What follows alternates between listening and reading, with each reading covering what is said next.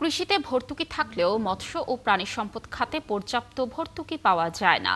সাধারণ মানুষের পুষ্টি খাতের উৎস হিসেবেও এই খাতে মনোযোগ জরুরি। শুক্রবার কৃষি সাংবাদিক ফোরাম আয়োজিত এক সেমিনারে এসব কথা বলেন মৎস্য ও প্রাণী সম্পদ উপদেষ্টা ফরিদা আক্তার। তিনি বলেন, খাদ্যের ভ্যালু চেইন শহর কেন্দ্রিক, অথচ এটি দেশব্যাপী নিয়মতান্ত্রিকভাবে ছড়ানো উচিত। এতে গ্রামীণ জনগোষ্ঠীর চাহিদা মেটানো সম্ভব হবে। তার মতে, অ্যাকুয়াকালচার পদ্ধতিতে উৎপাদন বাড়লেও তাতে মাছের ঝুঁকি বাড়ছে।